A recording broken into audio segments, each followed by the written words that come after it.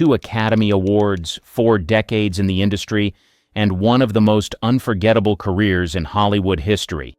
But Jodie Foster's journey wasn't always glamorous. Here's how she rebuilt her empire, one groundbreaking move at a time. A prodigy in the spotlight. Jodie Foster didn't just stumble into fame, she practically swan-dived into it. Born on November 19, 1962 in Los Angeles, California, her life in the limelight started so early that she probably can't remember it. At just 3 years old, Jodie was already making waves in a Coppertone sunscreen commercial.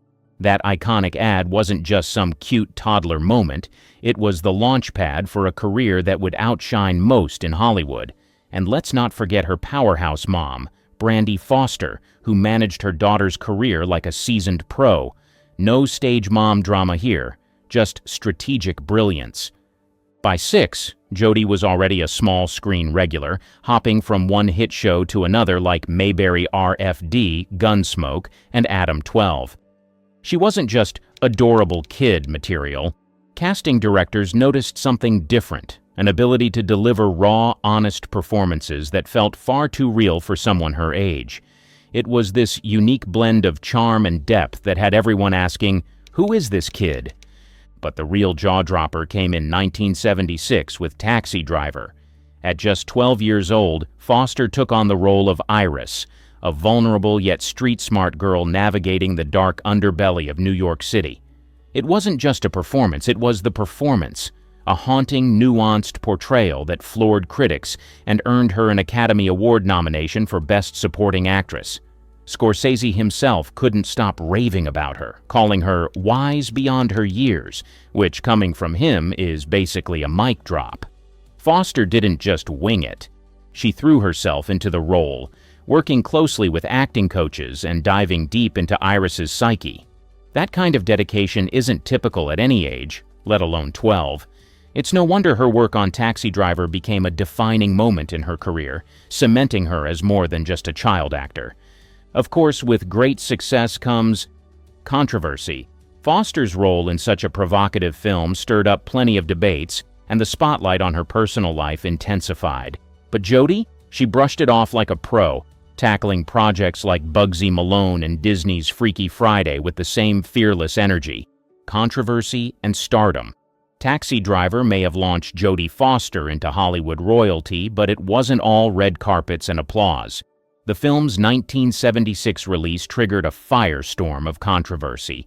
Critics applauded her hauntingly authentic performance as Iris, but audiences were divided. Many questioned if a 12-year-old should even be in such a provocative role, given the film's grim themes and explicit content. Sure, her older sister Connie stepped in as a body double for certain scenes, but that didn't quell the public's unease. The media frenzy was relentless, threatening to overshadow Foster's remarkable talent. Rather than retreating, Foster doubled down, proving she was no one-hit wonder. Later that same year, she flipped the script, literally starring in Bugsy Malone, Alan Parker's gangster musical with a twist. The mobsters were kids, and the weapons were whipped cream guns. Foster's role as Tallulah, a sassy lounge singer, was pure comedic gold. Her sharp timing and playful delivery earned her praise, demonstrating her ability to shift gears from gritty drama to lighthearted fun. Then came Disney's Freaky Friday, where she played Annabelle, a teen trading places with her mom in a body swap comedy. Foster's natural charm and comedic instincts struck a chord with family audiences, giving her a new legion of young fans. Critics were impressed by her versatility. One minute, she's a streetwise hustler. The next, she's cracking jokes in a Disney flick. Jodie Foster wasn't just a star, she was a chameleon, but fame came with a dark side. By the late 1970s, Foster had caught the obsessive attention of John Hinckley Jr., a troubled fan whose fixation with her began after Taxi Driver. What started as letters and stalking escalated into a national nightmare in 1981 when Hinckley attempted to assassinate President Ronald Reagan, claiming it was all to impress her. Suddenly, Foster found herself at the center of a media circus. At just 18 and balancing her education, she showed remarkable composure. She avoided sensationalizing the tragedy and refused to let it define her. she stayed focused on her education and career. For years, she maintained her silence on the incident, choosing dignity over drama, a move that only added to her mystique. Through it all, Foster continued to deliver powerhouse performances. In 1980, she starred in Carney, diving into the gritty world of carnival life, and Foxes, a raw coming-of-age story tackling themes like addiction and friendship. Navigating adolescence in Hollywood, the leap from childhood stardom to adult acting is where many careers go to die, but Jodie Foster had other plans. By the early 1980s, while Hollywood placed bets on her fading into obscurity, she was quietly rewriting the rulebook. Foster wasn't content to coast on past successes. She was determined to build a career on her own terms, even if that meant stepping off the Hollywood merry-go-round. In 1980, at the height of her fame, Foster made the audacious decision to enroll at Yale University. To Hollywood insiders, this move felt like career suicide, but Foster saw it as essential. Majoring in literature, she dove into a world of storytelling that went beyond scripts and screenplays. Her time at Yale wasn't just about academics, it was about reclaiming her identity away from the relentless spotlight. She later described these years as transformative, a chance to think, grow, and recharge after the pressures of a childhood spent in front of cameras. That's not to say she completely disappeared from Hollywood. While juggling term papers and finals, she still managed to take on a few film projects. One notable example was The Hotel New Hampshire, 1984, based on John Irving's novel. The movie wasn't a box office hit, but it marked a shift in Foster's career. It allows her to explore more complex and layered characters. It was a step toward shedding the teen star label, even if the road to reinvention wasn't without its bumps. Audiences weren't the only ones struggling to see Foster as an adult performer. Hollywood's notorious typecasting machine made her transition all the more difficult. The cheerful all-American image from films like Freaky Friday clashed with the nuanced roles she wanted to tackle. Studio executives added to the challenge, even questioning whether Foster had the glamour to stand alongside the era's leading ladies.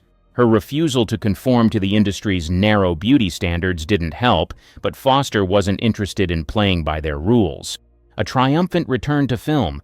By the late 1980s, Jodie Foster was ready to show Hollywood and the world that she wasn't just back, but better than ever. Her performance in The Accused, 1988, wasn't just a comeback, it was a declaration of her artistic evolution. In the courtroom drama, Foster portrayed Sarah Tobias, a working-class woman seeking justice after a harrowing assault. The role demanded emotional depth and unflinching vulnerability, and Foster delivered with a rawness that stunned audiences and critics alike. Sarah Tobias wasn't a sanitized, perfect victim. She was messy, resilient, and painfully human. It's a far cry from the characters audiences had seen Foster play before. Critics raved, with the Los Angeles Times calling it career-defining, and the New York Times praising her ability to balance fragility and ferocity. Foster later reflected on the role, calling it one of the most challenging and rewarding performances of her life. Hollywood agreed. In 1989, Foster won the Academy Award for Best Actress. It was a milestone that silenced any lingering doubts about her transition from child star to serious actor. The Oscar wasn't just a win for Foster, it was a turning point, proving that she could not only keep up with Hollywood's best, but outshine them. And then came The Silence of the Lambs, 1991, a project that would cement her status as a cinematic legend.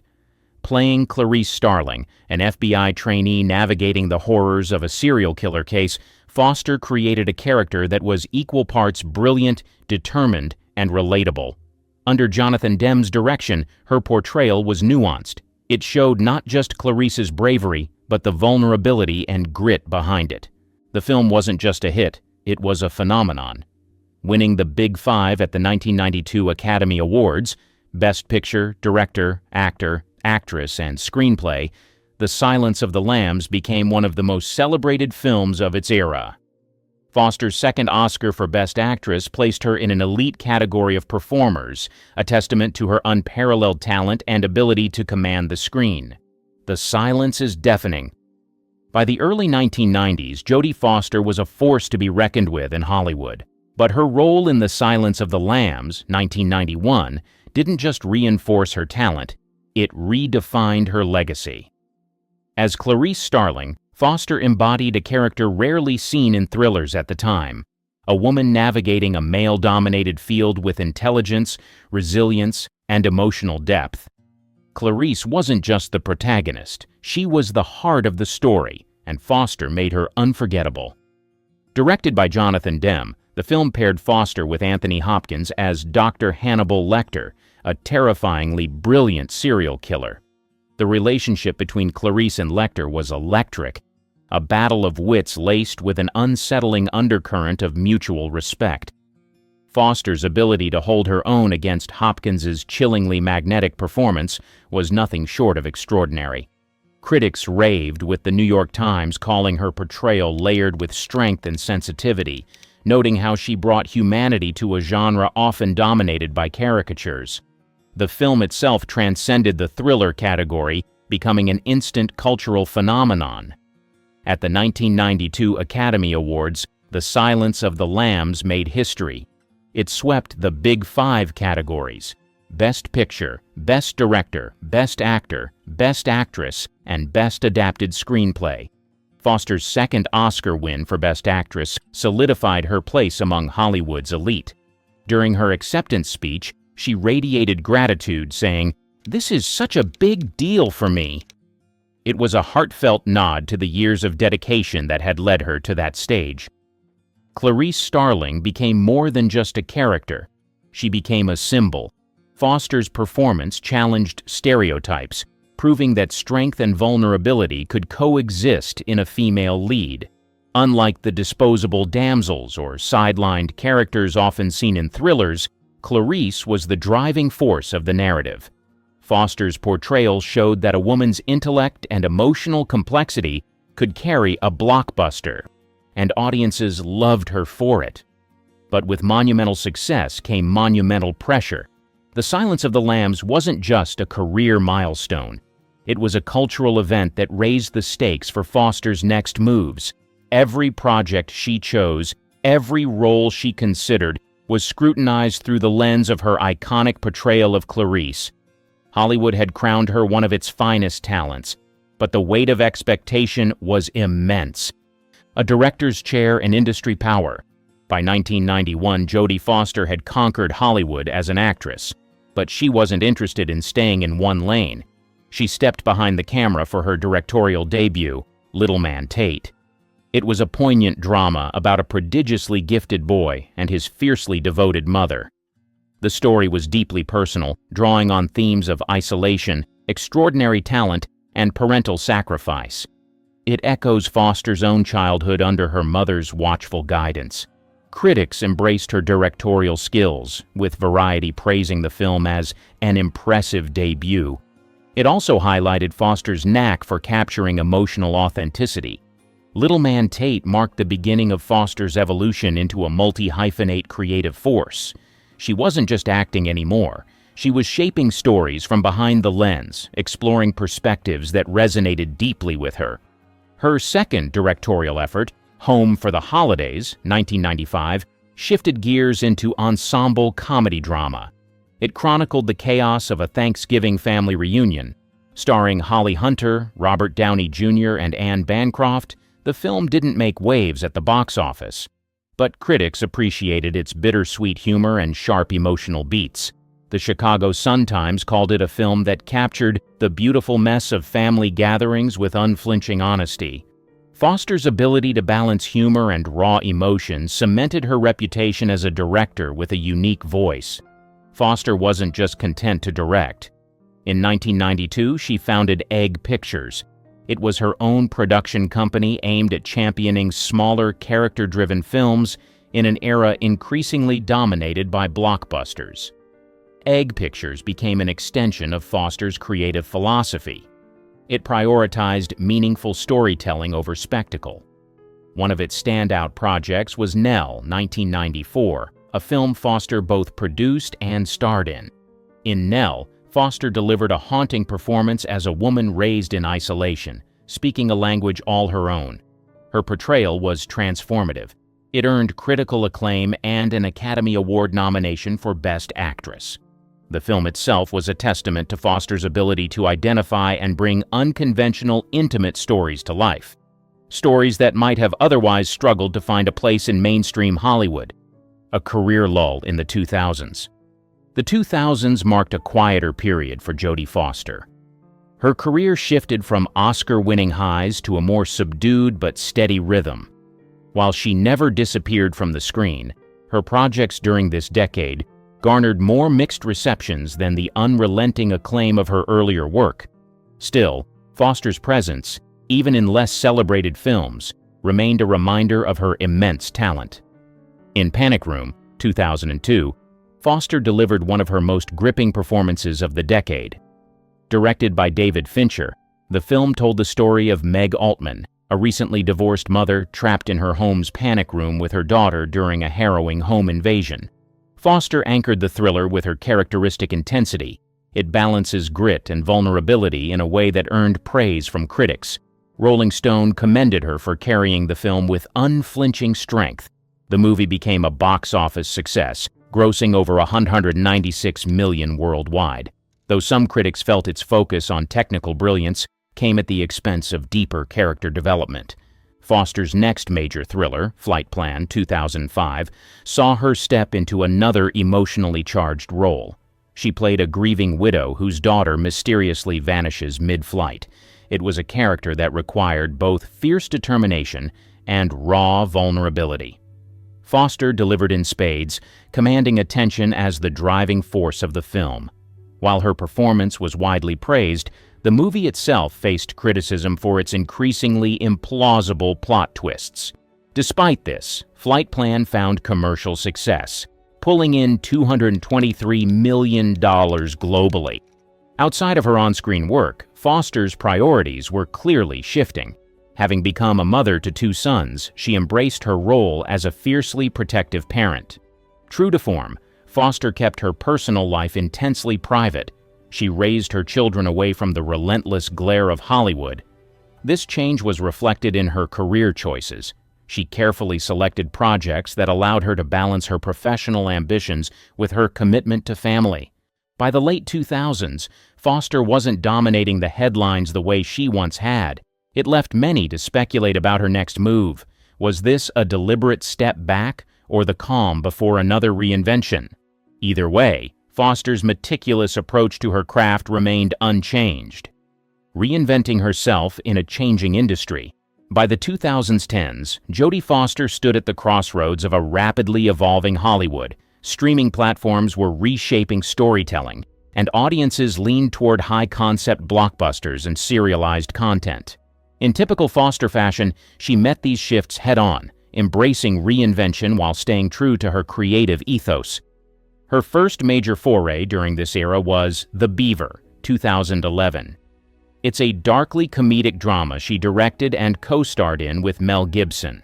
The film tackled heavy themes of depression and mental health, focusing on a man who communicates through a beaver puppet to cope with his struggles. It was a bold, unconventional project that displayed Foster's knack for balancing humor with emotional depth. Unfortunately, the film was overshadowed by Gibson's personal controversies, which hampered its commercial potential. Still, critics applauded Foster's fearless ambition.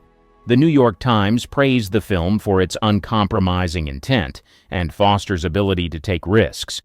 In 2013, Foster returned to the big screen as an actress in Elysium. It's a dystopian sci-fi thriller where she portrays a cold, calculating government official. This role was a sharp departure from the empathetic characters she was known for, offering audiences a glimpse of her range as an antagonist.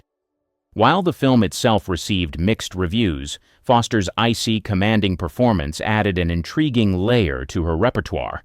It showed she could still surprise audiences decades into her career. Her directorial career gained new traction with Money Monster, 2016, a taut thriller addressing financial corruption and media sensationalism.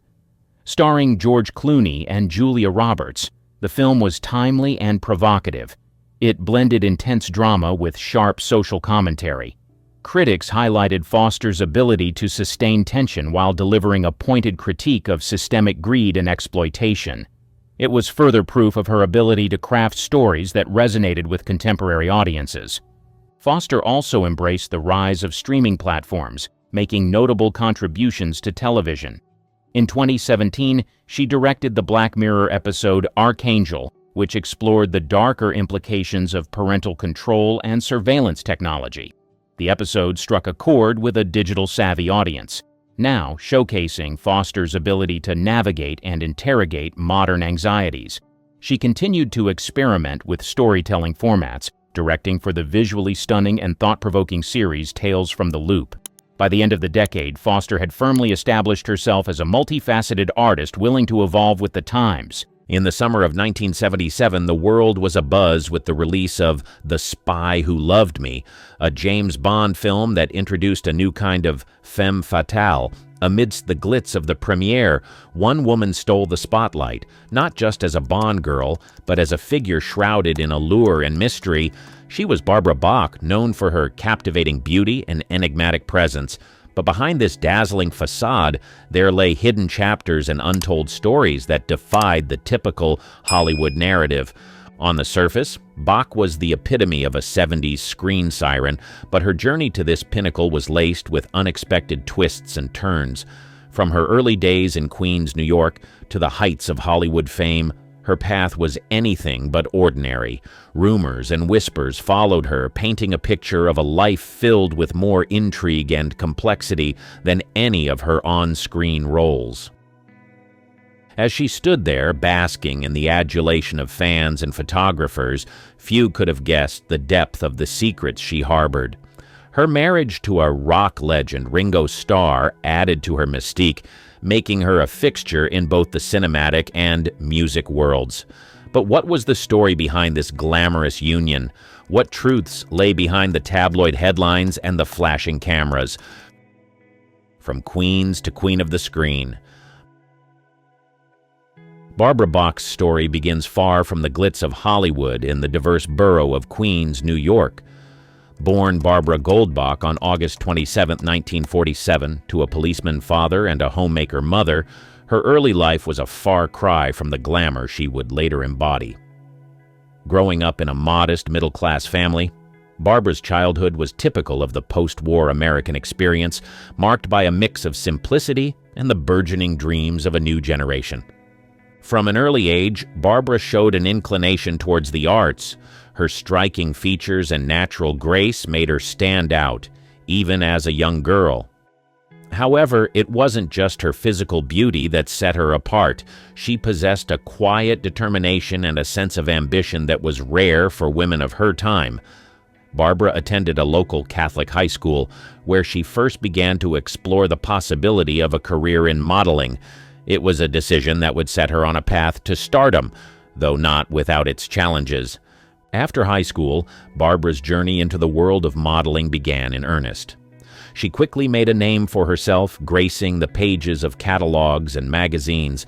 Her unique look, a blend of classic Hollywood glamour and a modern, relatable appeal, caught the eye of many in the industry. By the age of 16, she had already appeared in major publications, a remarkable feat for someone with no formal training or connections in the fashion world. Barbara's transition from modeling to acting was almost serendipitous. Her natural poise in front of the camera and her ability to convey emotion without words caught the attention of film producers.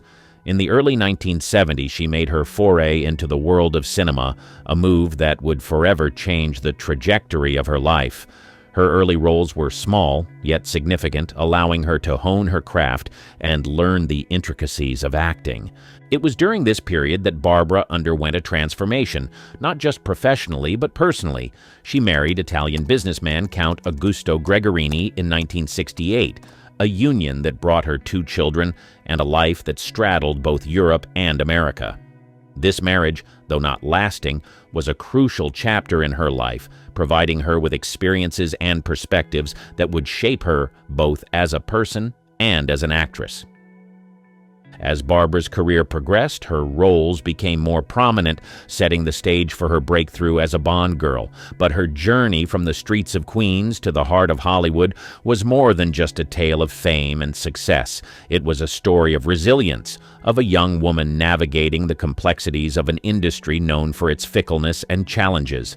Barbara Bach's rise to fame was a testament to her talent, determination, and the unwavering belief in her own potential, qualities that would define her career and her life in the years to come. Bond girl breakthrough, more than meets the eye.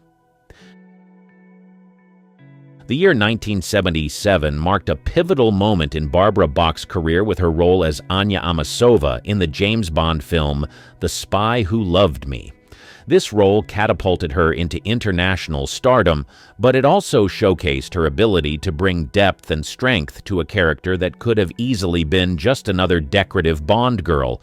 Anya Amasova, also known as Agent XXXX, was not your typical Bond girl. She was a skilled Soviet agent, equal in wit and prowess to James Bond himself.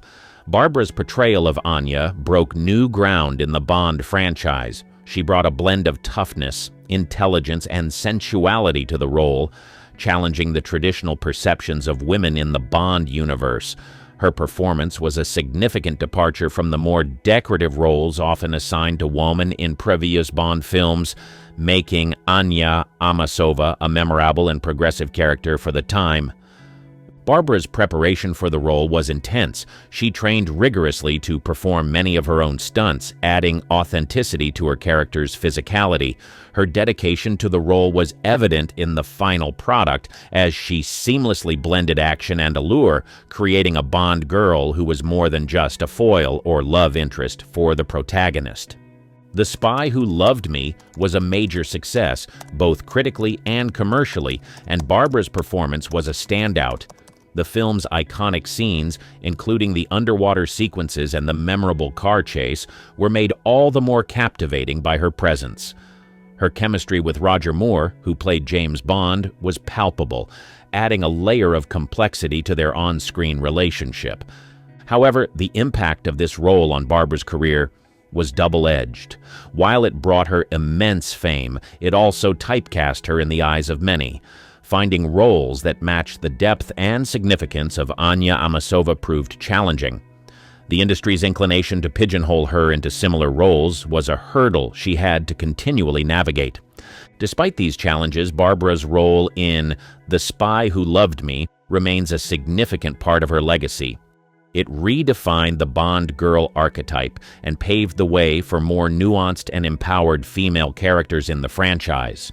Barbara Bach's portrayal of Anya Amasova was not just a breakthrough in her career, it was a breakthrough in the portrayal of women in action cinema, a role that resonated with audiences and critics alike and remains a defining moment in her career. Love in the Limelight, the Ringo Starr connection.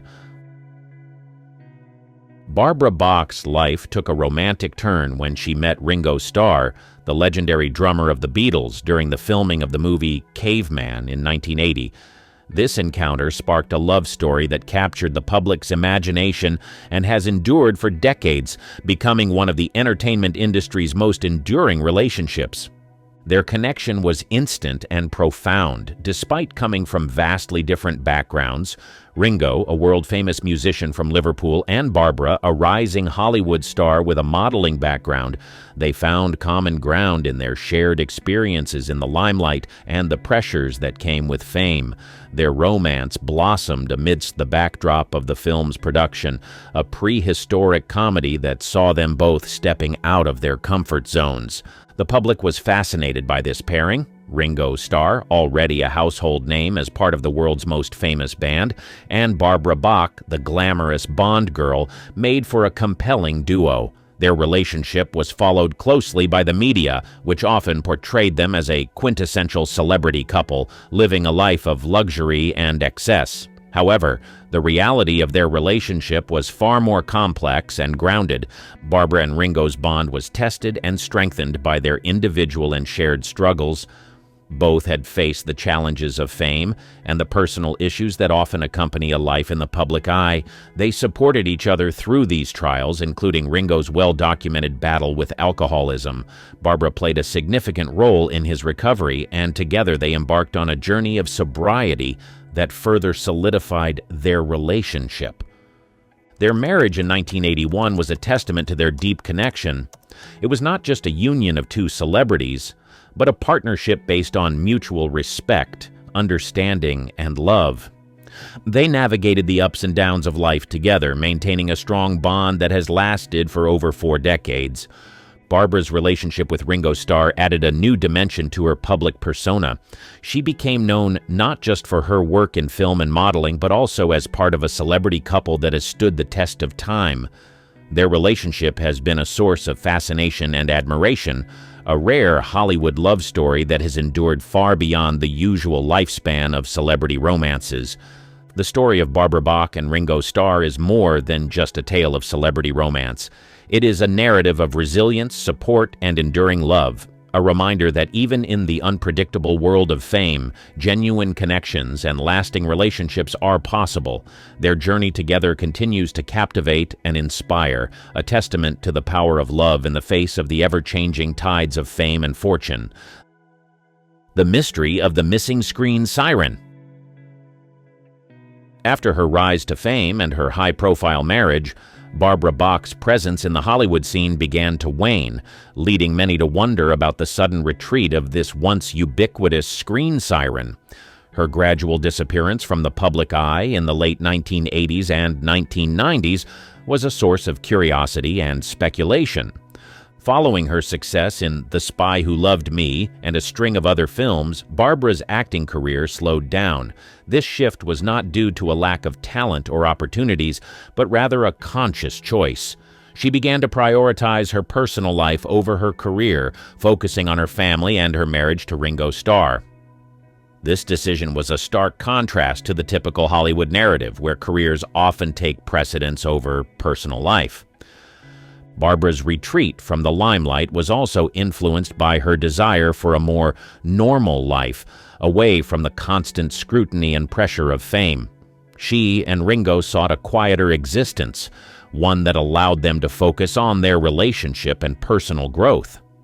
This period saw Barbara stepping away from acting and public appearances, choosing instead to live a life away from the cameras. The lack of public information and her absence from the entertainment industry fueled rumors and speculation. Some speculated about possible career troubles or personal issues, while others wondered if she had left the industry for good. However, the truth was far less sensational. Barbara was simply taking a step back to focus on what mattered most to her, her family and personal well-being. During this time, Barbara also explored other interests and passions. She became involved in various charitable endeavors, particularly those related to addiction recovery and mental health, drawing on her and Ringo's experiences. This work, though less publicized, was a significant part of her life during this period. The mystery of Barbara Bach's retreat from Hollywood is not a tale of downfall or disappearance, but a story of choice and prioritization. It reflects a decision to value personal fulfillment over public acclaim, a choice that is both rare and commendable in the celebrity world. Barbara's life during this period may have been less visible to the public, but it was no less meaningful or impactful, marked by personal growth, family, and a commitment to causes close to her heart. Rumors and realities. The untold stories. Barbara Bach's withdrawal from the public eye led to a proliferation of rumors and conjecture about her life and career. In the absence of concrete information, the media and public often filled the gaps with speculation, some of which strayed far from the truth. One persistent rumor was that Barbara's marriage to Ringo Starr was in trouble, a speculation fueled by the couple's retreat from the public eye. However, contrary to these rumors, their relationship remained strong and supportive. Their decision to step back from the limelight was a mutual one, aimed at focusing on their personal lives and health, particularly in the wake of Ringo's struggles with addiction. Another area of speculation centered around Barbara's career. Some suggested that she had been unable to find work after her stint as a Bond girl, a claim that overlooks the reality of her deliberate choice to reduce her acting commitments. Barbara had opportunities to continue her career in film, but chose to prioritize other aspects of her life. There were also rumors about Barbara's health, with some speculating that she had stepped away from the public eye due to illness. These rumors were unfounded and did not reflect the reality of her situation. Barbara was, in fact, focusing on her well-being in a broader sense, including her mental and emotional health, which was a far cry from the health scares rumored in the press.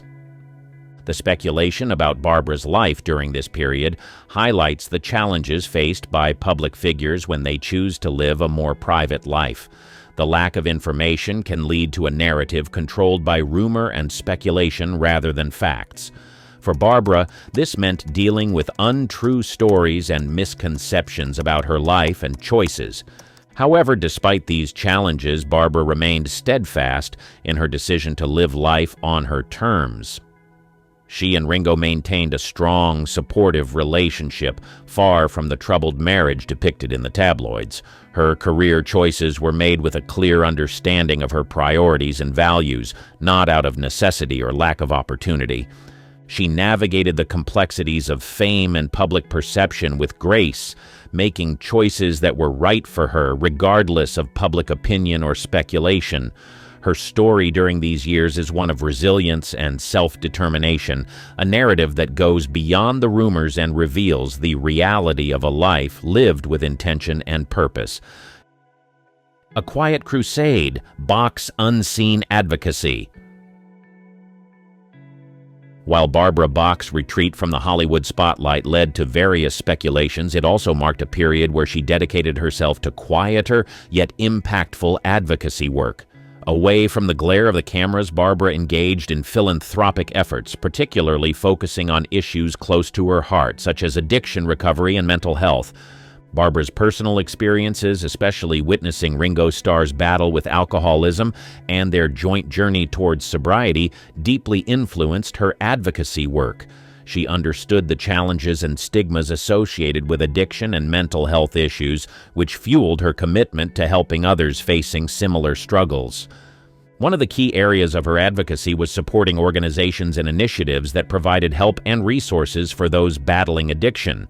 She often worked behind the scenes, lending her support in ways that didn't seek public acknowledgement or fame. This approach was reflective of her desire to make a genuine difference rather than garner publicity. Barbara also became involved in mental health initiatives, recognizing the interconnection between mental well-being and addiction recovery. Her work in this field was marked by a compassionate understanding of the complexities of mental health issues, and she advocated for greater awareness and support for those affected. Her philanthropic efforts extended beyond addiction and mental health. Barbara supported various charitable causes, contributing her time and resources to make a positive impact. This aspect of her life, though less known to the public, was a significant part of her identity during this period. Barbara Bach's advocacy work is a crucial part of her story, showcasing a different side of the former actress and model. It reveals her depth, compassion, and commitment to making a difference in the lives of others. Her quiet crusade in the realms of addiction recovery and mental health, along with her broader philanthropic efforts, highlight her as a figure of substance and empathy, qualities that often remained overshadowed by her celebrity status. The Legacy of a Bond Girl, revisiting Barbara Bach. Barbara Bach's legacy in the entertainment industry is inextricably linked to her iconic role as Anya Amasova in The Spy Who Loved Me. While her career encompassed more than this single role, it is this portrayal that has left an indelible mark on Hollywood and the James Bond franchise. Anya Amasova, or Agent XXX, was a groundbreaking character for the Bond series. Barbara's portrayal brought a new dimension to the typical Bond girl. She was not just a love interest or a damsel in distress, but a competent, strong, and independent agent in her own right. This role challenged the traditional narrative and paved the way for more complex and empowered female characters in future Bond films. Barbara's performance as Anya Amasova was both celebrated and critiqued at the time. While some praised her for bringing depth and strength to the character, others were critical of the Bond girl archetype itself, viewing it as a symbol of the objectification of women in cinema. However, Barbara's portrayal stood out for its balance of intelligence, physical prowess, and sensuality, making Anya a memorable and respected character in the Bond universe. Over the years, the perception of Barbara's role in The Spy Who Loved Me has evolved. Today, it is often viewed as a progressive step for its time, with Barbara Bach being credited for infusing the character with a sense of agency and competence, rarely seen in previous Bond girls. Beyond her role in the Bond film, Barbara's legacy in Hollywood includes her other film roles and her modeling career. She was part of a generation of actresses who navigated the changing landscape of Hollywood in the 1970s and 1980s, a time when the industry was grappling with evolving narratives around women and their portrayal on screen. In retrospect, Barbara Bach's impact on the film industry extends beyond her on-screen appearances. Her decision to step away from the limelight and focus on her personal life and advocacy work speaks to a broader narrative about the choices and challenges faced by women in Hollywood. It highlights the often difficult balance between professional success and personal fulfillment. Where is Barbara now? Unveiling the present. The question of where is Barbara Bach now resonates with those who remember her as the glamorous Bond girl and the actress who graced the silver screen with her presence. In recent years, Barbara has maintained a low profile, leading many to wonder about her current life and activities. Today, Barbara Bach is far from the Hollywood spotlight, living a life that prioritizes personal fulfillment over public visibility.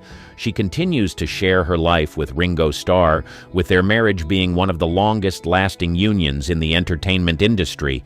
Their relationship, which began amidst the glitz of Hollywood, has evolved into a deep and enduring partnership. Barbara's current life is characterized by a focus on family, personal well-being, and continued involvement in philanthropic causes. She remains dedicated to her advocacy work, particularly in the areas of addiction, recovery, and mental health, drawing on her and Ringo's personal experiences to contribute positively to these causes.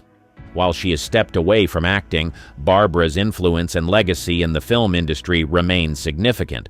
Her portrayal of Anya Amasova in The Spy Who Loved Me continues to be celebrated as a pivotal moment in the evolution of female characters in the James Bond series and in Hollywood at large. Barbara's decision to lead a more private life has not diminished the public's fascination with her. She occasionally makes appearances at events, often related to her philanthropic work or supporting Ringo in his musical endeavors. These rare public appearances are a reminder of her enduring presence and the interest she still commands. In many ways, Barbara Bach's current life is a testament to her ability to navigate the complexities of fame and personal choice. She has successfully balanced her public persona with a private life that is rich in personal relationships and meaningful work. Her journey from a celebrated actress to a dedicated advocate and private individual offers a unique narrative about the choices and paths available to those in the public eye. In 1921, a young actress named Virginia Rappe died under mysterious circumstances at a party hosted by silent film star Roscoe "Fatty" Arbuckle. This controversy was just the beginning. For over a century, Hollywood has been a breeding ground for disturbing rumors that turned out to be all too real. Today we're pulling back the curtain on Tinseltown's darkest truths, the casting couch, early Hollywood's open secret. The term casting couch emerged in the 1920s, referring to a troubling practice where influential men took advantage of aspiring actors for inappropriate favors in exchange for roles. Louis B. Mayer, co-founder of MGM Studios, was notorious for this behavior. Mayer held private meetings with young actresses, often leading to uncomfortable situations. In 1935, dancer Patricia Douglas attended an MGM party where she was reportedly a victim of misconduct by a studio salesman. Despite filing charges, the case was quickly buried. Joan Crawford, who started her career in the 1920s, spoke about her experiences years later. "I never slept with a man I didn't want to. No one ever made me do anything I didn't want to do." However, her words hinted at the pressures faced by many actresses.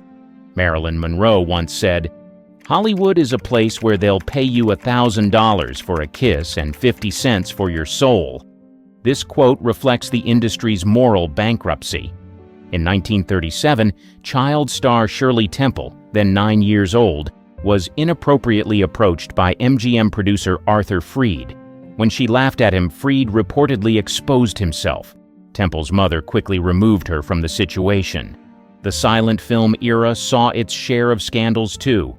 The Fatty Arbuckle case in 1921 shocked the nation when actress Virginia Rappe died after a party at his hotel.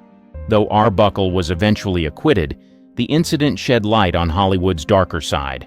By the 1930s, the Hays Code was introduced to clean up Hollywood's image. However, behind closed doors, the exploitation continued.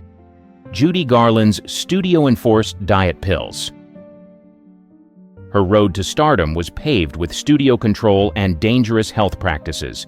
MGM signed Garland at 13 in 1935. From the start, studio head Louis B. Mayer criticized her weight, calling her "my little hunchback." By 1938, during the filming of Love Finds Andy Hardy, 16-year-old Garland was put on a strict diet. Studio doctors prescribed Benzedrine and amphetamine for weight loss and seconal barbiturate to help her sleep. This dangerous cocktail kick-started a lifelong struggle with addiction. Garland's daily meal often consisted of just soup, black coffee, and 80 cigarettes, along with the prescribed pills. During the filming of The Wizard of Oz in 1939, the studio wanted her to lose more weight. She was 17 and weighed 94 pounds. In 1943, while filming Girl Crazy, Garland collapsed on set multiple times due to exhaustion and malnutrition. The studio's response was to give her a brief rest before pushing her back to work. Garland later recalled, "They had us working days and nights on end. They'd give us pills to keep us on our feet long after we were exhausted. Then they'd take us to the studio hospital and knock us out with sleeping pills." By 1947, Garland's health had deteriorated significantly. She attempted to end herself on the set of The Pirate. Despite this, MGM continued to push her, leading to her suspension in 1948 due to erratic behavior caused by addiction. "I was in the studio system for 15 years and I thought they were going to kill me," Garland said in a 1967 interview.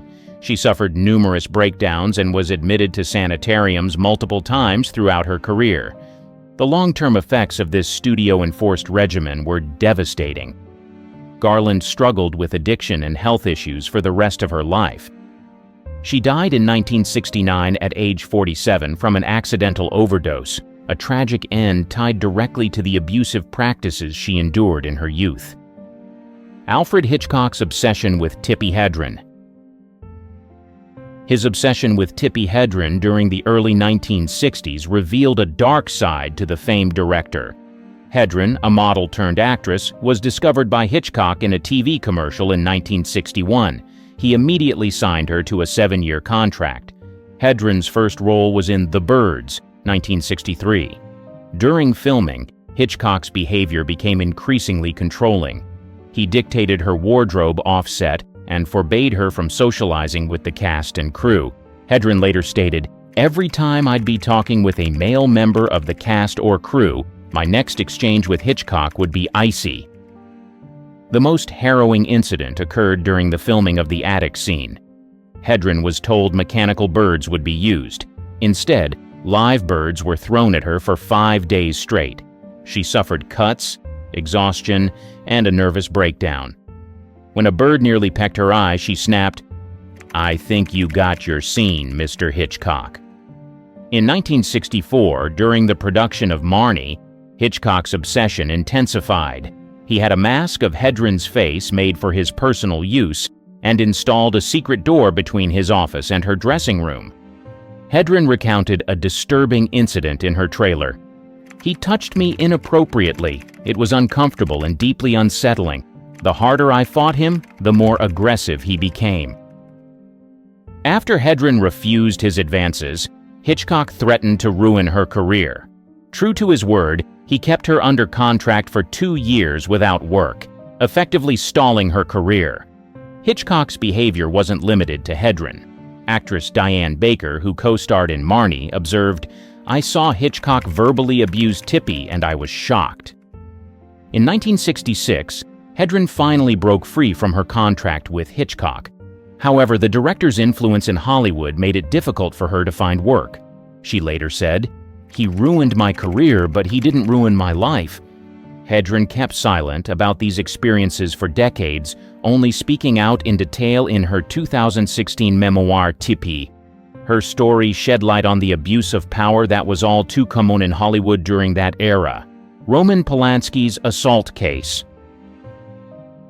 On March 10, 1977, film director Roman Polanski, then 43, was arrested in Los Angeles. The charge, drugging and misconduct of a 13-year-old girl, Samantha Gailey, now Geimer. The incident occurred at actor Jack Nicholson's home during a photo shoot for French Vogue. According to court documents, Polanski gave Gailey champagne and part of a Quaalude. He then allegedly continued with inappropriate actions despite her objections. Gailey later testified, "I was mostly just on and off saying, 'No, stop,' but I was afraid." Polanski faced legal charges on multiple counts related to inappropriate conduct, including allegations involving the use of a controlled substance and misconduct with a minor. He initially pleaded not guilty to all charges, but later accepted a plea bargain. On August 8, 1977, Polanski pleaded guilty to unlawful activity with a minor. Per the plea deal, the probation report recommended probation. However, on the day of sentencing, February 1, 1978, Polanski fled to France. He had learned that the judge, Lawrence J. Rittenband, planned to sentence him to prison and subsequent deportation. France refused to extradite Polanski due to its limited extradition treaty with the U.S. Polanski continued his film career in Europe, even winning an Oscar for The Pianist in 2003, which he couldn't collect in person. In 2009, Polanski was arrested in Switzerland at the request of U.S. authorities. He spent 67 days in custody before being released and returning to France. Geimer, the victim, has since stated she forgives Polanski and believes the case should be dropped. In a 2013 interview, she said, "I'm not going to carry a bunch of resentment, and much worse things happen to people." Despite this, attempts to resolve the case have been unsuccessful. In 2017, Polanski's offer to return to the U.S. for time served was rejected by L.A. County Superior Court Judge Scott Gordon. As of 2024, Polanski remains a fugitive from the U.S. justice system. Rob Lowe's tape scandal. In July 1988, 24-year-old actor Rob Lowe became embroiled in a controversy that nearly derailed his career. The incident occurred during the Democratic National Convention in Atlanta, where Lowe was supporting presidential candidate Michael Dukakis. On the night of July 17th, Lowe met 2 young women at a bar and brought them back to his hotel room. Unbeknownst to Lowe, one of the women, 16-year-old Jan Parsons, was underage. The encounter was videotaped, creating what would become one of Hollywood's first celebrity intimacy tape controversies. The tape surfaced months later when Parsons' mother found it and reported it to the authorities. On February 24, 1989, the story broke in the media, causing immediate shockwaves in Hollywood and beyond. Lowe initially denied any wrongdoing, claiming he didn't know Parsons was underage. He stated, "I didn't ask for ID going into a club. It was Atlanta, the home of Coca-Cola, not the home of underage girls." The controversy had severe consequences for Lowe's career. He was dropped from several film projects and lost numerous endorsement deals. His appearance at the 1989 Academy Awards was met with open hostility from some attendees. Legal ramifications followed. Lowe faced criminal charges for misconduct with a minor and distributing explicit material. To avoid prosecution, he agreed to perform 20 hours of community service in his home state of Ohio. The incident also led to a civil lawsuit from Parsons' family, which was settled out of court for an undisclosed sum. As part of the settlement, Lowe was required to publicly apologize.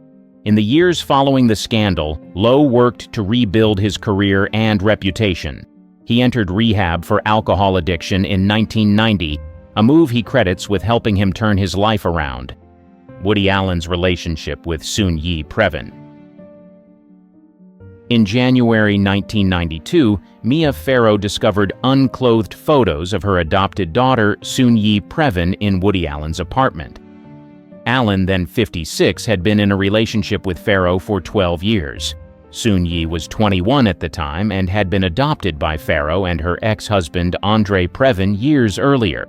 The discovery sent shockwaves through Hollywood and the public. Allen confirmed the relationship in August 1992, stating, "I'm thrilled."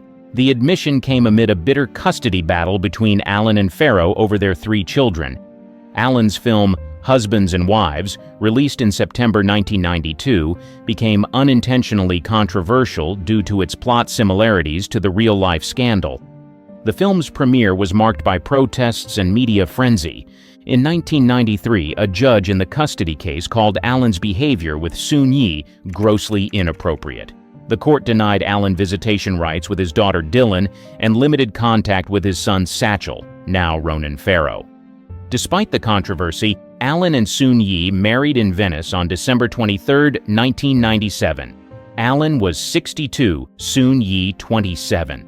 The ceremony was small, with only a handful of guests present.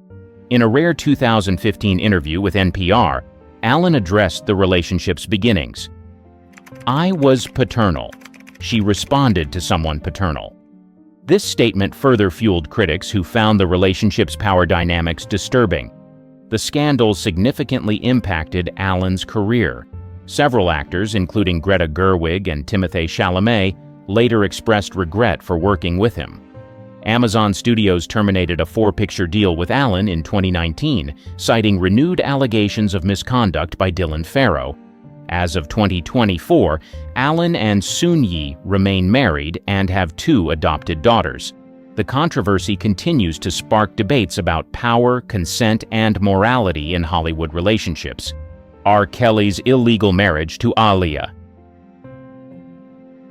On August 31, 1994, R&B singer R. Kelly, then 27, illegally married his 15-year-old protégée Aaliyah in a secret ceremony in Rosemont, Illinois. The marriage certificate falsely listed Aaliyah's age as 18. Kelly had met Aaliyah 3 years earlier when she was 12. He became her mentor, producer, and lead songwriter for her debut album, Age Ain't Nothing But a Number, released in May 1994. The album's title now seems disturbingly prophetic. Vibe magazine published a copy of the marriage certificate in December 1994. The revelation sparked immediate controversy. Aaliyah's family was reportedly furious and moved quickly to have the marriage annulled in February 1995. Kelly's former tour manager, Demetrius Smith, later admitted to obtaining a fake ID for Aaliyah. In the 2019 documentary Surviving R. Kelly, Smith stated, "I was in the room when they got married. I'm not proud of that." Both Kelly and Aaliyah initially denied the marriage. In a 1994 interview, Aaliyah said, "I'm not married. That's all there is to it." She maintained this stance until she died in a plane crash in 2001. The illegal marriage came to light again during Kelly's 2019 arrest on federal charges. Prosecutors alleged Kelly bribed a government official in Illinois to create a fake ID for Aaliyah. In 2021, during Kelly's exploitation trial, a witness testified that Kelly married Aaliyah because he believed she was pregnant with his child. The marriage would have protected Kelly from charges. Kelly was ultimately convicted on all 9 counts against him, including racketeering and exploitation. The illegal marriage to Aaliyah was a key part of the prosecution's case. Harvey Weinstein's decades of serious misconduct. On October 5, 2017, the New York Times published an exposé detailing nearly 3 decades of coercion allegations against Hollywood producer Harvey Weinstein. The article, by Jodie Cantor and Megan Toohey, cited interviews with numerous women in the film industry. Among the first accusers were actress Ashley Judd and former Weinstein employee Laura Madden. Judd recounted a 1997 incident where Weinstein invited her to his hotel room and asked for a massage. Madden described similar experiences in the early 1990s. The article revealed that Weinstein had reached at least 8 settlements with women who accused him of unwanted physical contact and advances. These settlements, dating back to 1990, were often accompanied by non-disclosure agreements. 5 days after the Times article, The New Yorker published Ronan Farrow's investigation, which included 13 more women's accounts of alleged abuse by Weinstein. 3 women accused Weinstein of SA. Actress Rose McGowan, who had alluded to her experience for years, publicly accused Weinstein of serious misconduct on October 12, 2017. She stated she was paid $100,000 in 1997 to sign a non-disclosure agreement. By October 31st, over 80 women had come forward with allegations against Weinstein. The list included high-profile actresses like Gwyneth Paltrow, Angelina Jolie, and Salma Hayek. Weinstein was dismissed from the Weinstein Company on October 8, 2017. He was later arrested and charged in New York on May 25, 2018, for serious misconduct. On February 24, 2020, Weinstein was found guilty of 2 serious offenses and sentenced to 23 years in prison. Bill Cosby's serial assaults. For decades, Bill Cosby was known as America's dad, beloved for his role on The Cosby Show. However, beneath this wholesome image lurked a serial predator whose crimes spanned half a century. The first public accusation against Cosby came in 2005 when Andrea Constand filed a lawsuit alleging he drugged and acted inappropriately toward her in 2004. During the case, 13 other women came forward with similar stories. The suit was settled out of court in 2006 for $338 million.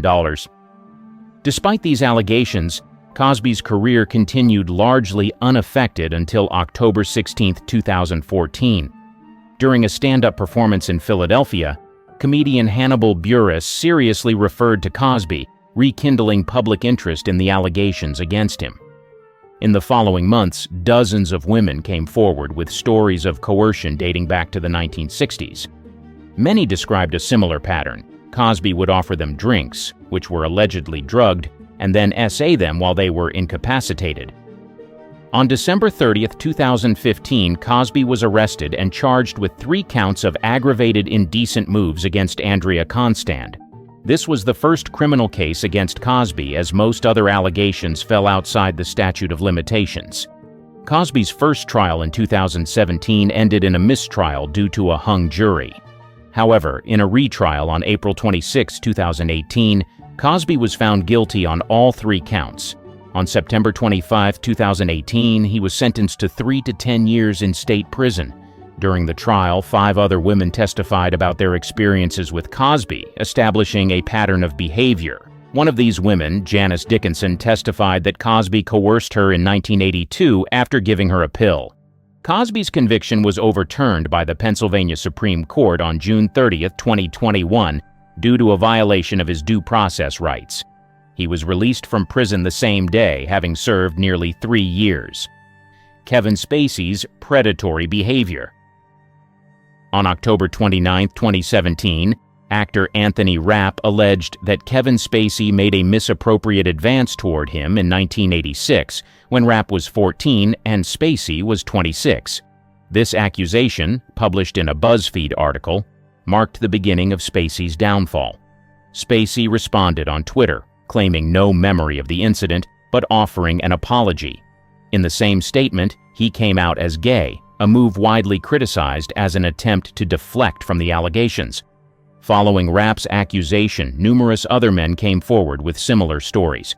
On November 1, 2017, actor Roberto Cavazos alleged that Spacey groped him in the mid-2000s at the Old Vic Theatre in London, where Spacey was artistic director from 2004 to 2015. The Old Vic conducted an internal investigation revealing 20 personal testimonies of alleged inappropriate behavior by Spacey between 1995 and 2013. Many of these incidents occurred on the theater's premises. On November 3, 2017, Netflix cut all ties with Spacey, halting production on House of Cards and shelving his film Gore. Ridley Scott reshot Spacey's scenes in All the Money in the World, replacing him with Christopher Plummer just weeks before the film's release. In 2018, Spacey was charged with indecent conduct in Nantucket, Massachusetts, for allegedly groping an 18-year-old man in 2016. The case was later dropped when the accuser invoked his Fifth Amendment rights during a hearing about his missing phone. In May 2022, Spacey was charged with 4 counts of SA against 3 men in the UK, dating back to incidents between 2005 and 2013. In July 2023, Spacey was found not guilty of these charges in a UK court. Despite the court verdict, Spacey's career has been irreparably damaged. His last major film role was in 2018's Billionaire Boys Club, which earned only $618 on its opening day. While millions of people were engrossed in the incredible movies and shows produced by the industry, both in their homes and cinemas, they remained oblivious to the darkness lurking within. Beyond the glamour and talent that Hollywood exuded, there was an underworld that was very different from what was being shown in the media. From rumors of murders to the mistreatment of actors and numerous atrocities that remained buried and far away from the public eyes, Hollywood was proved to be a dark and chaotic place. Well, let's just say nothing is hidden under the sun, because some of these dark and disgusting things that happened in the industry have now been confirmed to be true. The horrific fake film shoot.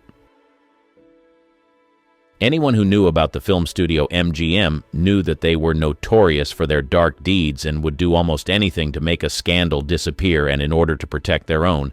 They had the money, the power, and the fixers, but when a biographer, David Sten, began to investigate them, he uncovered some secrets that they kept buried for years. One of these was what happened to a 20-year-old dancer named Patricia Douglas at a 1937 MGM party. According to David Sten, MGM did everything in their power to suppress the scandal when it erupted. They even went as far as hiding evidence and doing all they could to silence the victim, but it seems like her innocence screamed louder than their efforts, and soon enough their deeds were brought to the light. Although MGM was successful at burying the story back in the 1930s, David Sten found some evidence that proved that Patricia's story was real. She wasn't the young wannabe star trying to take down a powerful studio. She was a young, vulnerable girl whose innocence was taken away at an MGM party.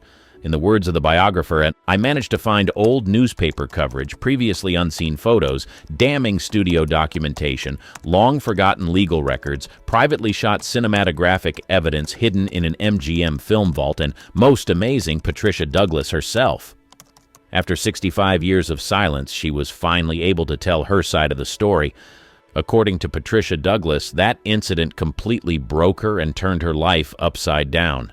Before that day, she was living a normal life and was already a part of the entertainment industry. Her love for dancing opened her up to opportunities, and at the age of 15, she had already appeared in 2 classics. Her mother was doing well financially, so she didn't need to work. She only took on a few jobs because she enjoyed it and wanted to keep herself busy. This chestnut-haired lady with porcelain skin would later get a casting call on the 2nd of May, 1937 that changed her life. She had no idea that this call was not what she thought it was, and although she hesitated for a while, she finally said yes. Looking back on that day, Patricia regrets saying yes to that call. In her words, "They never mentioned it was for a party, ever. I wouldn't have gone. Oh God, I wouldn't have gone." Although she and hundreds of other girls were invited for this so-called shoot, they would soon discover that this was no film shoot. It was a party that Louis B. Mayer had, organized to celebrate his salesman for a job well done, but this was no ordinary party. It was going to an alcohol-fueled party where all manner of atrocities would happen. The studio had become the greatest studio in Hollywood, and they bagged distribution deals that will keep them on top for several years. This party as their way of celebrating. Patricia Douglas was one out of the 120 young female dancers that received the casting call. It will surprise you to know that a well-known casting director made these calls so the girls had no idea what was about to happen. They were supposed to be dressed in fitted cowgirl outfits, and as soon as they got to the studio, they were transported to an unknown location for this party. On getting there, Patricia saw over 300 men partying, smoking, and taking all kinds of substances. She didn't see cameras, a crew, or lights. Patricia immediately started to feel uncomfortable, as she had never had any sexual encounter before. She certainly didn't want to be in such a wild party. Sadly, there was no way any of the girls could escape. As the party went on, a particular salesman called David Rose began to admire Patricia. He pretended to want to teach her a dance step, and before she knew it, he and other friends held her down and poured liquor down her throat. Soon enough, Patricia began to feel sick, and when she went outside to get some air, David Ross dragged her to the parking lot and took advantage of her in one of the cars. Interestingly, a parking attendant witnessed the whole thing, but he later denied. Patricia did not keep quiet about what happened. She told her mother about it, and they were able to hire an attorney, but every legal step she took proved futile. No one believed her. One can only imagine how many other girls went through a similar experience that night. Patricia, the only person who was bold enough to speak up, was shut down and called a liar by MGM. With their connections, money, and power, they were able to shut the case down. Among the evidence that was later found was a letter from publisher William Randolph Hearst to Louis B. Mayer saying, "Shut this down. Make her stop." Do you realize how damaging this is to the whole movie picture industry? With the help of biographer David Sten, she was able to document what happened to her in the documentary titled Girl 27 before she passed on. The director with weird sexual preferences. After several decades of whining, dining, and having wild sexual encounters with celebrities, Scotty Bowers published a book titled Full Service: My Adventures in Hollywood and the Secret Sex Lives of the Stars. Bowers, who was said to have been a go-to guy for setting up all manner of trysts for some of Hollywood's most famous stars, decided to pen down all the escapes that these stars were involved in. While some of his celebrity clients were closeted gays and lesbian, other clients liked things that were weird and freaky. The revelations she made about Charles Laughton left everyone in shock. To the rest of the world, Charles Laughton was a brilliant director. He was a highly respected and influential figure in the film industry. Charles Laughton was an English stage and film actor as well as a director. Truth be told, his talent was recognized early in his career, and he gained fame for his versatility as an actor. He excelled in portraying a wide range of characters, from dramatic to comedic roles. Most people who were entertained by his works revered him. Some of his most notable performances include his portrayal of the hunchbacked bell ringer Quasimodo in The Hunchback of Notre Dame in 1939, Captain Bligh in Mutiny on the Bounty in 1935, and his chilling role as the tyrannical barrister in Witness for the Prosecution in 1957. Everyone saw him as a talented man who was laser-focused on his career, but no one knew the secrets he was keeping from the world. In addition to his acting prowess, Laughton also ventured into directing, where he demonstrated a keen eye for storytelling and visual composition. His directorial debut was with the film The Night of the Hunter in 1955, which has since been recognized as a classic of American cinema despite its initial commercial failure. Laughton's impact on the film industry was profound, and he was highly respected by his peers. Throughout his career, he received numerous accolades, including an Academy Award for Best Actor for his role in The Private Life of Henry VIII in 1933. Apparently, when he was achieving all these, he was busy behind closed doors doing things that would have shocked his fans. According to Bowers, Charles's secret sexual activities were very different from that of his celebrity friends. He said Charles was into scat proclivities. Bowers revealed that Charles liked it when his sexual partners released on him, and on some occasions, he spread these substances on a sandwich and ate it. Bowers didn't judge this act, as he was an open-minded person who believed that people should do whatever they wanted, and in his words, "The practice certainly didn't turn me on, but it was patently clear that it was regarded as a normal and acceptable part of sexual activity by its devotees, with Charles Laughton being one of them and Ty Power another. So who was I to judge? To each his own." Who would have thought that this talented man was involved in such sexual acts behind closed doors? Although there were already rumors about what he was involved in, Bowers' book confirmed the rumors and went into detail about what this celebrated director was doing behind closed doors. Charlie Chaplin and underage girls.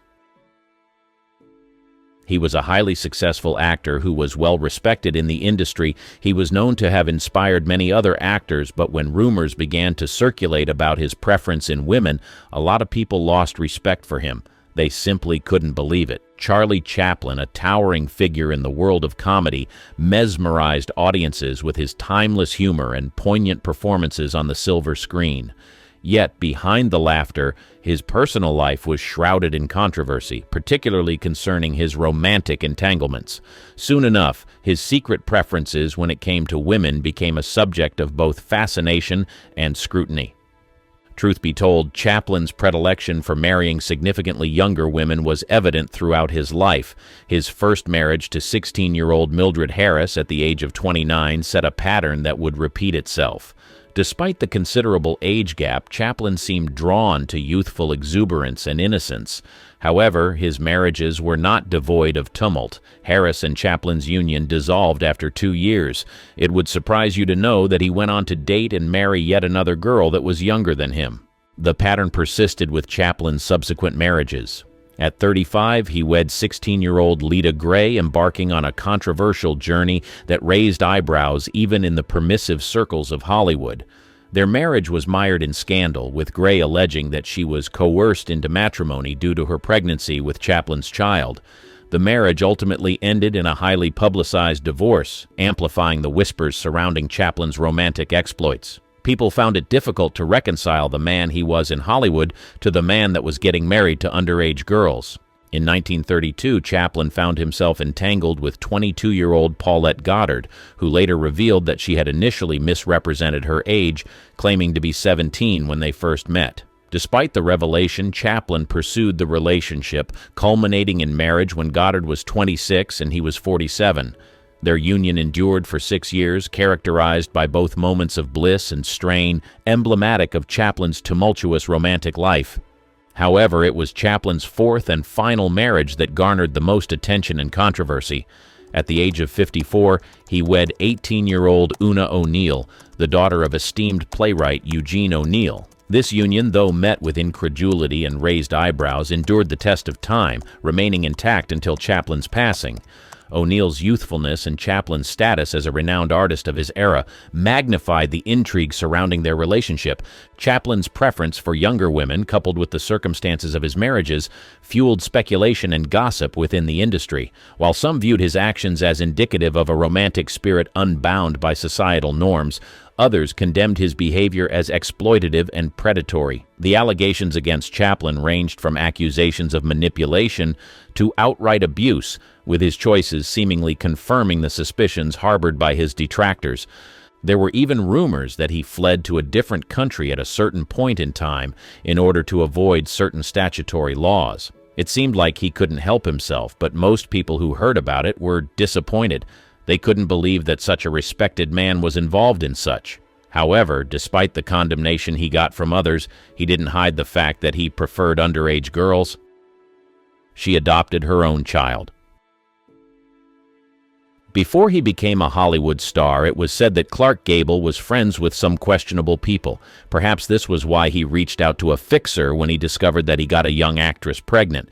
What was done after that forever traumatized the child and made her grow up believing that she didn't have parents. If anyone was the epitome of Hollywood masculinity, it was Clark Gable. This charming leading man made hearts swoon across the globe. He was the kind of guy you'd imagine tipping his hat as he sauntered into a room exuding confidence. And in 1934, he was smack dab in the middle of one heck of a scandal that involved a young actress named Loretta Young. She was a rising starlet with doe eyes and a smile that could light up the silver screen.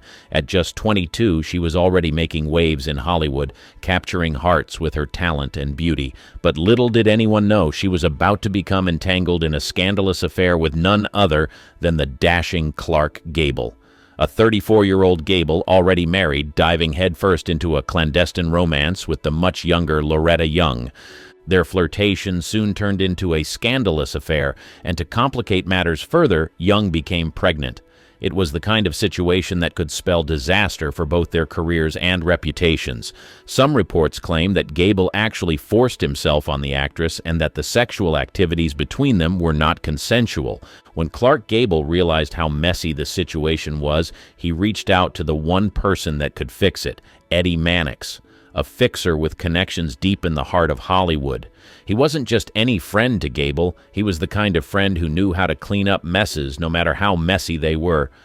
Mannix's solution was as ingenious as it was morally dubious. He orchestrated a plan for Young to fake adopt her own child, effectively concealing the scandal of being an unwed mother. It was a move straight out of the Hollywood playbook. Young, determined to protect her child from judgment, went along with Mannix's plan, confiding only in the inner circles of Hollywood's elite. And so Judy, as she would later be named, grew up believing that Loretta Young adopted her. But as Judy grew older, the truth became harder to conceal. It was difficult to ignore the resemblance between Judy and Clark Gable. Soon enough, rumors began to spread, and people started asking questions. Years passed, but secrets have a way of coming to light. On Judy's wedding day, she confronted her mother, demanding to know the truth, and in a moment filled with emotions and regret, Young finally revealed the truth to her daughter. Judy herself later confirmed the truth in her autobiography, Uncommon Knowledge, laying bare the secrets that had been buried for so long. In the end, Eddie Mannix's solution may have spared his friend Clark Gable from immediate scandal, but it couldn't shield him from the consequences of his actions forever. This decision certainly did not spare Judy from the trauma of growing up without parents. Why Mary Nolan had 15 abdominal surgeries. If you have ever heard about Hollywood fixers, then the name Eddie Mannix certainly rings a bell. He was the one who was responsible for making most of MGM Studios' scandals disappear. Whenever something occurred and it could damage the image of the studio, he would go behind the scenes and clean up the mess before the public got to know about it. However, in July 1935, he was not doing someone else's dirty laundry. The scandal was right at his doorstep. His former lover had publicly accused him of maltreating her and ruining her life. He denied all the allegations, but when her friends and family began to speak up about what he did to her, things got a little complicated and he had to find a solution and find it fast. Mary Nolan, Mannix's ex-lover, was a well-known actress in the 1920s. Truth be told, life and career were marked by both successes and personal struggles. Nolan began her career as a Ziegfeld Follies showgirl before transitioning to silent films. She quickly gained attention for her striking beauty and talent on screen. Mary Nolan, initially performing under the name Imogen Robertson in Germany, began her film career there with Verborgene Gluten in 1925, followed by Die Feuertanzerin, which garnered her favorable reviews and a contract offer from Universum Film AG. She worked steadily in Germany until 1927, declining offers from Hollywood producers until Joseph M. Schenck of United Artists convinced her to return to the United States. Upon her return, Nolan faced scrutiny from the press and women's groups due to her past scandal, prompting United Artists to suggest a name change to Mary Nolan. She made 2 films with United Artists before joining Universal Pictures in August 1927, where she received good reviews for her role in Good Morning Judge. In the same year, she was said to have been involved in a relationship with Eddie Mannix, who allegedly used his connections to help boost her career. Mannix was married at the time, so they kept their affair a secret for as long as they could. Nolan's career received a significant boost when she was loaned to Metro-Goldwyn-Mayer for West of Zanzibar in 1928, starring alongside Lon Chaney and Lionel Barrymore. The film was a hit, as was her subsequent loan to MGM for Desert Nights in 1929, opposite John Gilbert, further solidifying her status in Hollywood. However, Mannix and Nolan's affair ended abruptly in 1929. While no one knows for sure why the affair ended, it was said that the actress became an emotional wreck in the following years. Her career began to decline rapidly, and she was said to have displayed erratic behavior on sets. After a long battle with substance abuse and financial problems, her life was in shambles. It was clear that there was a lot of pain buried deep within her, but no one knew what was causing it. It was in 1935 that Mary Nolan decided to open up about what she went through in the hands of Eddie Mannix. Initially, it seemed like a publicity stunt by a desperate actress, but as time went on, people began to see that her claims were not far-fetched from what others had accused Mannix of. According to her, she lived with him in the Ambassador Hotel from the year 1927 to 1931, and they were actively in an affair at the time. As time went on, he began to treat her badly and would even go as far as hitting her and inflicting wounds on her body. She also claimed that he was responsible for the decline of her career and that he allegedly used his influence to ruin her career at a certain point. However, the most shocking part of her story was on the day he attacked her and hit her abdominal area so badly that she had to be hospitalized. The damages he caused were so severe that she had to undergo over 15 surgeries in order to survive. After she sued him, he denied all she had said and claimed that she was using the story to gain fame and sympathy from the public.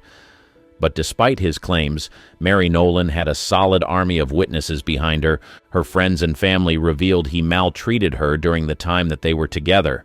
He also allegedly forced her to terminate multiple pregnancies, and there were times when she had to go on set with bruises because of how badly he hit her. As expected, Mannix did everything in his power to bury the story. It was said that he sent a private detective to her house to threaten her, and this was what made her drop the lawsuit. While there was no concrete evidence, anyone who heard about Mannix's heinous crimes knew that there was at least an atom in Mary's story. In the end, Mannix won and was able to bury a story that could have potentially ruined his image and career. In the puzzling world of the 1960s cinema, amidst psychedelic hues and cultural revolutions, emerged a face that would both captivate and mystify the world: Ewa Aulin. A Swedish siren whose journey from a small town to the dizzying heights of Hollywood reads like a script from the very films she starred in. It was 1968, the year that reshaped Hollywood, when Ewa Aulin, barely 18, stepped into a role that would etch her name in the annals of film history. Candy, a film that flirted with controversy and seduced the era's rebellious spirit, became the vortex that pulled Aulin into a whirlwind of fame. But behind the camera's adoring gaze and the bright lights of stardom lay a path less seen, filled with twists and turns that led to her sudden, almost ghost-like disappearance from the silver screen. As the world moved on, the enigma of Ewa Aulin remained. Was she a comet that burned too bright too fast? Or was there more to the story of the girl who became an icon overnight and then, just as quickly, vanished? This is a journey back in time, a search for the untold story of Ewa Aulin, the star of Candy, whose life off-screen remained shrouded in mystery. What secrets lie behind her enigmatic smile? What truths wait to be uncovered? Join us as we delve into the unseen side of a star who left more questions than answers in her wake. Unraveling Ewa Aulin. In the late 1960s, a young Swedish actress named Ewa Aulin captured the imagination of the film world. Born in 1950 in Landskrona, Sweden, Ewa's journey to stardom was as rapid as it was remarkable. With her ethereal beauty and captivating screen presence, she quickly became a symbol of the era's cinematic revolution. Ewa's early life in Sweden was far removed from the glamour of Hollywood. Growing up in a small town, she was discovered in her teens and soon found herself thrust into the limelight. Her natural talent and striking looks caught the attention of filmmakers, and it wasn't long before she was on her way to becoming an international sensation. Her rise to fame was meteoric. At just 17, Ewa won the title of Miss Teen Sweden, catapulting her into the public eye. This victory opened doors to the world of cinema, leading her to roles that would define her career. Ewa's allure wasn't just in her physical appearance, it was her ability to convey depth and emotion on screen that set her apart. However, the path to fame is often fraught with challenges. For Ewa, the sudden exposure and the pressures of the industry were overwhelming. The transition from a small-town girl to a sought-after actress in international cinema was a journey filled with excitement, but also with unforeseen difficulties. Ewa Aulin's story is not just one of fame and film. It's a tale of a young woman navigating the complexities of a rapidly changing industry. Her early roles, while not as widely known as her later work, showcased her range and potential. They were the first steps in a career that would see her become an icon of her time. As we unravel the story of Ewa Aulin, we delve into the making of a star. Her ascent in the film industry, marked by both dazzling highs and challenging lows, paints a picture of an era and a talent that left an indelible mark on cinema. Ewa's story is a testament to the allure and the trials of the film world, a world that she both enchanted and was ultimately disillusioned by. The Candy controversy. The year 1968 marked a pivotal moment in Ewa Aulin's career with the release of Candy, a film that would become synonymous with her name. Candy, based on the novel by Terry Southern and Mason Hoffenberg, was a satirical take on Voltaire's Candide, reimagined in a psychedelic, sexually charged landscape of the 1960s. Aulin, cast in the titular role, found herself at the center of a cinematic storm that would define her career. The film, directed by Christian Marquand, featured an ensemble cast of renowned actors, including Marlon Brando, Richard Burton, and Ringo Starr. Yet it was Ewa, a relatively unknown Swedish actress, who stole the spotlight. Her portrayal of the naive and beautiful Candy Christian was both lauded and criticized. For some, she embodied the free spirit of the era. For others, her character was a contentious symbol of the sexual revolution. Candy was controversial from the start. Its overt sexual themes and irreverent humor pushed the boundaries of mainstream cinema. The film was a bold exploration of sexuality, power, and the absurdity of societal norms. It was this audacity that made Candy a cult classic, but it also sparked debates and backlash. Critics were polarized, with some praising its daring approach, while others condemned it for its perceived vulgarity. For Ewa Aulin, Candy was both a blessing and a curse. The film catapulted her to international fame, making her a household name overnight. However, the controversy surrounding the film also typecast her, limiting her opportunities to showcase her range as an actress. The role of Candy Christian became a double-edged sword, offering fame but at the cost of artistic freedom. The impact of Candy on Ewa's career was profound. It opened doors to new projects and collaborations, but it also overshadowed her other work. The film's legacy, tied closely to Ewa's own, is a complex one. It stands as a testament to a bold and experimental era in cinema, but also as a reminder of the challenges faced by young actresses thrust into the spotlight. Ewa Aulin's experience with Candy reflects the broader dynamics of the film industry in the 1960s. It was a time of great change and experimentation, but also of controversy and debate. Candy remains a significant, if contentious, part of Ewa's legacy. A film that encapsulates the paradoxes of fame and artistic expression in an era that redefined cinema. Stardom's hidden shadows. Ewa Aulin's ascent to stardom, while rapid and dazzling, was not without its challenges. The glare of the spotlight often hides the less glamorous realities faced by those in the entertainment industry, and Ewa's experience was no exception. Her journey through the world of cinema during the late 1960s and early 1970s revealed the complexities and pressures that come with sudden fame, especially for a young actress. After Candy, Ewa found herself navigating a film industry that was both enamored by her charm and indifferent to her aspirations as an artist. The industry, particularly at that time, was known for its harsh realities, often overshadowed by the glitz of celebrity culture. Young actors, especially women, faced immense pressure to conform to certain roles and expectations. Ewa, with her ethereal beauty and European allure, was often typecast, limiting her ability to explore diverse and challenging roles. The psychological toll of this typecasting and the relentless pace of the industry began to weigh on Ewa. The transition from a teenager in Sweden to an international film star was a whirlwind that left little room for personal growth or reflection.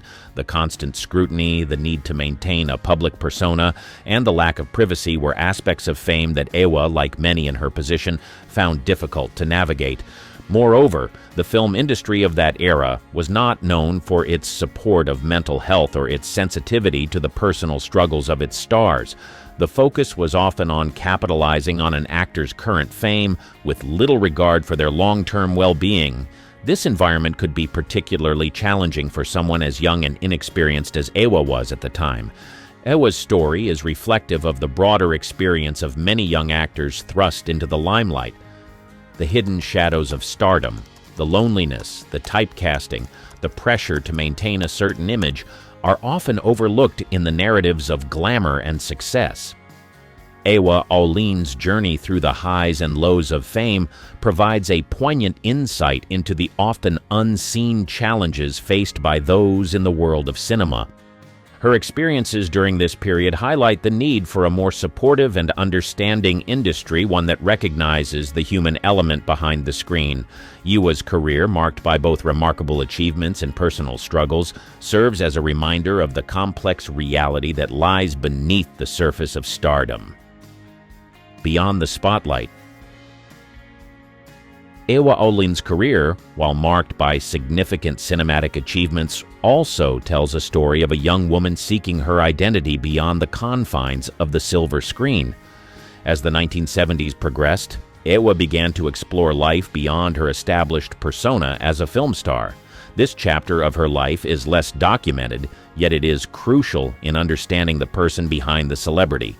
After the whirlwind of Candy and subsequent roles, Ewa started to question her place in the film industry.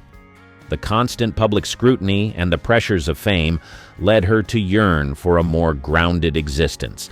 She began to seek a life that allowed her personal growth and exploration, away from the expectations of Hollywood.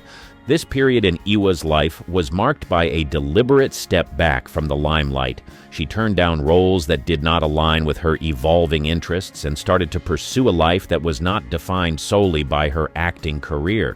This decision was bold, especially considering the momentum she had gained in the industry. However, it reflected her desire for authenticity and her need to carve out a space for herself beyond her public image. Ewa Aulin's move away from the constant glare of the film industry was not just a retreat, it was an exploration of a different kind of fulfillment. It was about redefining success on her own terms and finding contentment beyond the accolades and applause. Her life beyond the spotlight is a powerful narrative of personal resilience and the search for authenticity in a world that often values appearance over substance. Ewa's enigmatic exit. Her departure from the film industry was as enigmatic as her rise to fame. In the mid-1970s, at a time when many expected her career to continue its upward trajectory, Ewa made the unexpected decision to step away from acting. This move sparked curiosity and speculation among her fans and the media, as it seemed to contradict the typical aspirations of a rising star. The reasons behind Ewa's decision to leave the film industry were multifaceted and personal. One factor was her desire to pursue education. Ewa had always valued learning and personal development, and stepping away from acting provided her with the opportunity to focus on her studies. She enrolled in university, a choice that was at odds with the expectations of a Hollywood starlet, but aligned with her personal aspirations. Another aspect that influenced Ewa's decision was her disillusionment with the film industry. The reality of working in cinema, with its relentless focus on image and marketability, clashed with her personal values and aspirations for artistic expression. Ewa sought roles that challenged her as an actress, but such opportunities were scarce, leading to a sense of frustration and a reevaluation of her career path. Rumors and speculation about Ewa's sudden exit abounded. Some suggested that she was overwhelmed by the pressures of fame, while others speculated about possible personal reasons behind her decision. The truth, as is often the case with public figures, was likely a complex combination of personal and professional factors. Ewa's exit from acting was a bold move that left many unanswered questions. It was a decision that reflected her desire for autonomy and her willingness to forge a path that diverged from the expectations of the entertainment industry. Her departure from the film world marked the end of a significant chapter in her life, but also the beginning of a new journey of self-discovery and fulfillment. Ewa Aulin's enigmatic exit from the film industry remains a fascinating aspect of her story. It speaks to the challenges faced by young actors in navigating fame and highlights the courage it takes to make unconventional choices in pursuit of personal authenticity. Her departure from acting is a reminder of the often unseen struggles of those in the limelight and the complex realities behind the facade of celebrity. Lesser-known roles. Ewa Aulin's filmography, while often overshadowed by her role in Candy, includes a variety of lesser-known works that showcase her range and depth as an actress. These roles, though not as widely recognized, offer a glimpse into her versatility and her willingness to explore diverse characters and themes. One such film is Death Laid an Egg, a unique blend of giallo and science fiction genres. In this avant-garde Italian thriller, Ewa played Gabrielle, a character entangled in a complex plot involving love, murder, and genetic engineering. Her performance in this unconventional film demonstrated her ability to adapt to challenging and unconventional roles, far removed from the innocence of Candy Christian. Another notable but less discussed role of Ewa's was in The Double Bed, a dramatic exploration of marital strife and infidelity. In this film, Ewa portrayed a young woman caught in a tumultuous relationship, showcasing her capacity to convey deep emotional turmoil and vulnerability. Her performance was a departure from her more whimsical roles, revealing a more serious and introspective side of her acting abilities. Ewa also appeared in Microscopic Liquid Subway to Oblivion, a film that delved into the dark and surreal aspects of drug addiction. Her role in this film was a stark contrast to her previous characters, as it required a portrayal of the gritty and harrowing realities of substance abuse. This role was a testament to her willingness to tackle difficult and controversial subjects, further highlighting her range as an actress. In addition to these films, Ewa took on roles in various European productions, each presenting different challenges and opportunities for artistic expression.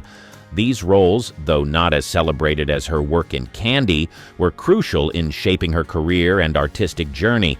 They allowed her to experiment with different genres and character types, broadening her experience and skills as an actress. Ewa's lesser-known roles are essential in understanding her as an actress and an artist. They demonstrate her desire to push boundaries and explore the complexities of human experience through her craft. These roles also reflect the diverse opportunities and challenges she faced in the film industry, shaping her path as an actress. While these roles did not garner the same level of fame as Candy, they are integral to Ewa Aulin's legacy. They showcase a side of her talent that is often overlooked, but is equally deserving of recognition and appreciation. Her performances in these lesser-known films are a testament to her versatility and commitment to her craft, offering a more nuanced view of her abilities and contributions to cinema. The truth behind Ewa Aulin rumors. Ewa Aulin's rise to fame was accompanied by a swirl of rumors and speculations, some of which have persisted over the years. This chapter aims to shed light on these rumors, separating fact from fiction and providing a clearer picture of Ewa's life and career. One of the most persistent rumors about Ewa Aulin was that her departure from the film industry was due to a nervous breakdown. This speculation was fueled by her sudden disappearance from the public eye and the demanding nature of her early career. However, this rumor lacks substantial evidence. Wa's decision to leave acting was more about seeking personal fulfillment and education rather than a result of mental health issues. Her choice was a conscious and deliberate move towards a different path in life, driven by her own desires and aspirations. Another rumor that circulated was regarding Ewa's relationships with high-profile figures in the entertainment industry. Tabloids often linked her romantically with various co-stars and directors. While it's common for actors to be subject to such gossip, in Ewa's case, these stories were more fiction than reality. Ewa maintained a level of professionalism in her work that kept her personal and professional lives separate. Most of these rumored relationships were either exaggerated or entirely fabricated by the media. There were also rumors about Ewa being difficult to work with on set. These stories portrayed her as temperamental and demanding. However, colleagues and directors who worked with Ewa often spoke of her as a dedicated and hard-working actress. The narrative of her being a difficult star seems to be a classic case of misunderstanding and misrepresentation, a not uncommon occurrence in the film industry, especially for young actresses. Ewa's life post-Hollywood also became a subject of speculation. Rumors ranged from her living a reclusive life to her completely abandoning her past as an actress. The truth is more mundane and relatable. Ewa chose a life of normalcy, focusing on her education and family. She did not shun her past, but instead chose to not let it define her entire existence. A legacy revisited. Ewa Aulin's legacy in the film industry, though brief, left an indelible mark on the cinematic landscape of the 1960s and 70s. Her departure from acting did not diminish the impact she had made, particularly with her role in Candy. Over the years, her work, especially in this iconic film, has been revisited and re-evaluated, gaining her a new generation of admirers. Candy, once mired in controversy, has come to be appreciated for its daring approach and its commentary on the cultural and sexual revolutions of the era. Ewa's portrayal of Candy Christian, initially met with mixed reviews, is now often viewed in a different light. Critics and fans alike have come to recognize the complexity of her performance, which captured the innocence and satire inherent in the character. Beyond Candy, Ewa's other film roles, though less known, have also received attention. Films like Death Laid an Egg and The Double Bed showcase her versatility as an actress and her willingness to explore unconventional roles. These films, along with her brief but memorable career, contribute to a legacy that is both unique and intriguing. Ewa's decision to leave the film industry, once seen as abrupt and puzzling, is now often viewed as a bold and personal choice. In an era where celebrity culture often dictates one's path, Ewa's choice to prioritize her own well-being and interest is seen as a sign of strength and self-awareness. The legacy of Ewa Aulin is not just in the roles she played, but also in the narrative of her career. Her journey from a celebrated actress to a private individual pursuing education and personal growth is a story that resonates with many. It speaks to the universal themes of self-discovery, the search for authenticity, and the courage to follow one's own path. As time passes, Ewa Aulin's contribution to cinema continues to be appreciated by film enthusiasts and scholars. Her work remains a testament to a time of experimentation and change in the film industry, and her story is a reminder of the human aspect behind the glamour of the silver screen. Ewa's legacy, both on and off the screen, continues to inspire and captivate audiences, making her a lasting figure in the history of film. Ewa today, the untold story. After leaving the film industry, Ewa chose a life away from the limelight, focusing on personal pursuits and a quieter existence. This shift has led to much curiosity about her current life and activities. Ewa's decision to step back from public life was a deliberate one, reflecting her desire for normalcy and privacy. Unlike many former celebrities who maintain a public presence, Ewa has largely stayed out of the media and public discourse. This choice has naturally led to speculation and interest in her current whereabouts and activities. Despite her withdrawal from public life, Ewa occasionally resurfaces in media reports or interviews, providing glimpses into her life after fame. These rare appearances have revealed that she pursued education and focused on family life, embracing roles far removed from her former celebrity status. The lack of extensive public information about Ewa's current life has led to a sense of mystery surrounding her. Fans and film historians often express curiosity about her post-Hollywood journey, wondering how she has navigated life after fame. This curiosity is a testament to the lasting impact of her brief but memorable career in the film industry. Ewa Aulin's story today is a narrative of choice and the pursuit of a life defined by personal values rather than public expectations. Her decision to live away from the public eye is a powerful statement about the value of privacy and the right to redefine one's life on one's own terms.